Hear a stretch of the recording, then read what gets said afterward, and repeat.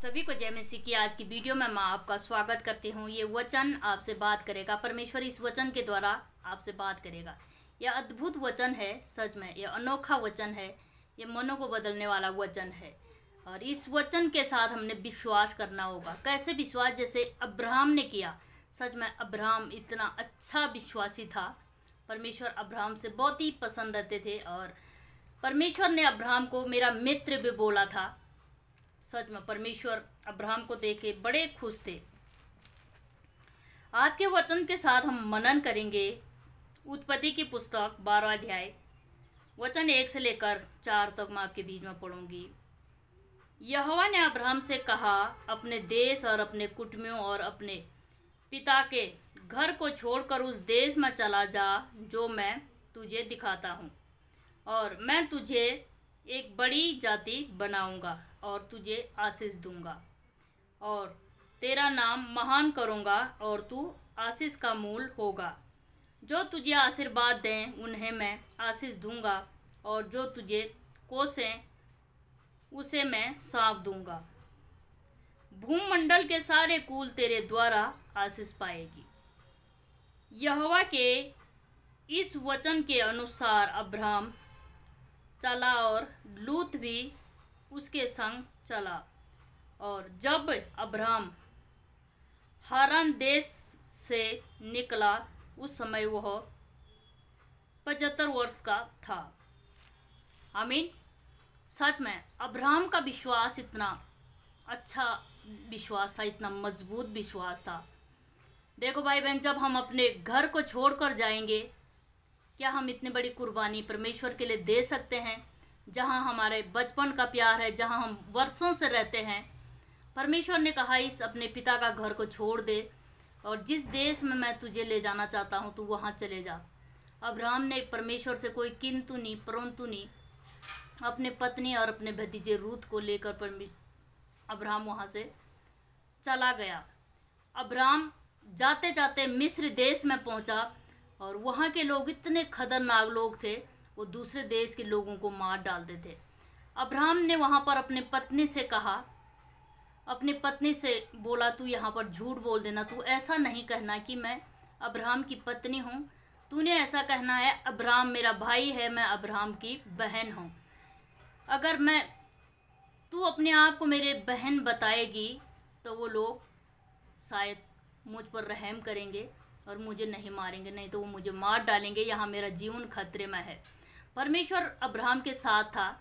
और जब अब्राहम की पत्नी ने इस बात का झूठ बोला और वहाँ पर एक राजा के घर में अब्राहम की पत्नी ठहरी, और जब अब्राहम की पत्नी जब राजा के घर में ठहरी, वो राजा उसको अपनी पत्नी बनाना चाहता था, पर परमेश्वर अब्राहम के साथ था। परमेश्वर ने उस राजा के घर में इतनी विपत्तियां डाल दी और सपने में राजा से बात की और अब्राहम का वहाँ से भी बचाव हो गया।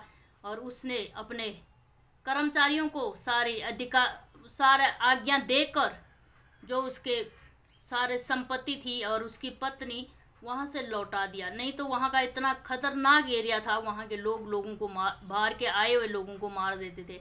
पर परमेश्वर ने यहाँ पर भी अब्राहम की बहुत बड़ी रक्षा की। और कोई अपनी पत्नी को क्या ऐसे दूसरों के हवाले कर सकता है? अब्राहम ने परमेश्वर को अपनी पत्नी को भी परमेश्वर के द्वारा दूसरों के हवाले कर दिया। पर अब्राहम जानता था जो मेरा है, मेरा परमेश्वर मुझे लौटाएगा। परमेश्वर के साथ अब्राहम खर्रा निकला और अब्राहम सबसे धनी व्यक्ति है और अब्राहम सबसे आशीषमय है, क्योंकि अब्राहम परमेश्वर की आज्ञाओं को मानता था। अब्राहम अपने मन से, अपने सारे चीज़ों से बेहद प्रेम परमेश्वर को करता था।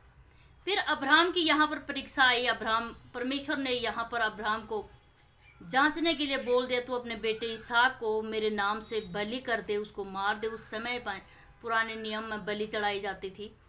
और तू अपने बेटे की गर्दन काट कर आग में डाल दे, और ये मेरी आज्ञा है करके अब्राहम अपने बेटे को लेकर सच में परमेश्वर को बलि चढ़ाने के लिए चला गया।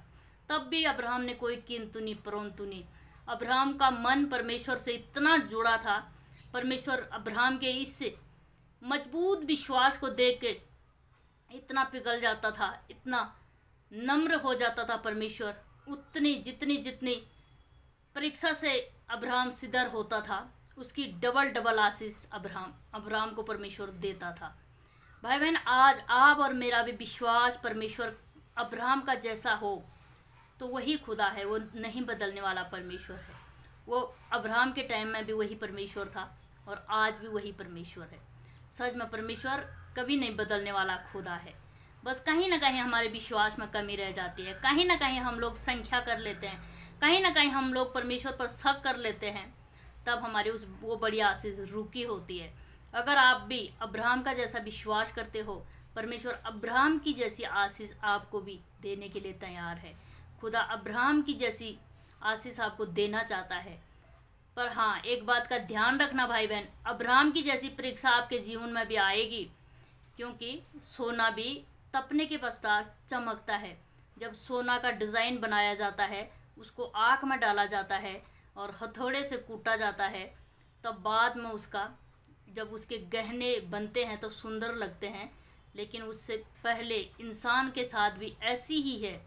जब हम परमेश्वर की परीक्षा में सिद्धर रह जाते हैं और हम ऐसा नहीं सोचते हैं कि कोई हमारे जीवन में परीक्षा आ गई कि परमेश्वर ने तो हमें छोड़ दिया, परमेश्वर ने तो हमें इतना बड़ा कष्ट दिया। अगर हम ऐसी बातें करना परमेश्वर से छोड़ दें, प्रभु सब कुछ तेरा दिया है, तू जानता है, इस रीति से हमने प्रार्थना करनी चाहिए। अगर हम इस रीति से प्रार्थना करते हैं, अगर इस रीति से हम परमेश्वर पर शक नहीं करते हैं, हम जानते हैं हमारा खुदा दुगना लौटाने वाला है। आयुब के जीवन में भी बहुत बड़ी परीक्षा आई थी, पर परमेश्वर ने आयुब को भी दुगना लौटा दिया। परमेश्वर जो उसके साथ खर्रा बना रहता है, क्योंकि हम तो खाली हाथ आए थे, खाली हाथ जाने वाले हैं। अब्राहम ने ऐसी ही सोचा, अब्राहम ने परमेश्वर के साथ ऐसी ही विश्वास किया। आज बहुत सारे लोगों को पैसों का लालच है, घर का लालच है, काम का लालच है, इसलिए हम परमेश्वर से पीछे हो रहे हैं, इसलिए हम परमेश्वर के साथ नहीं जुड़ पा रहे हैं। पर आप खुदा के साथ जुड़े रहोगे, परमेश्वर उन तमाम आशीषों को आपको देगा जो आपकी ज़रूरत है। मत्ती की पुस्तक में लिखा है, मैं तेरे मांगने से पहले ही तेरी ज़रूरतों को जानता हूँ, तुझे क्या चाहिए। जिस चीज़ की आपको ज़रूरत है, खुदा जब से आपने अपने मन में सोच लिया कि मुझे ये चीज़ चाहिए थी, मैंने ये करना था, परमेश्वर उसी दिन से आपके लिए काम करना शुरू कर देता है। परमेश्वर उसी दिन से आपका इंतज़ाम करना शुरू कर देता है। परमेश्वर भला है भाई बहन। हमारा विश्वास हमेशा खुदा के साथ अब्राहम का जैसा होना चाहिए। आप आजमा करके देखो, अब्राहम का जैसा विश्वास आपका होगा, अब्राहम की जैसी ही आशीष आप पाओगे। इस वचन के द्वारा परमेश्वर आपको आशीष दे। God bless you.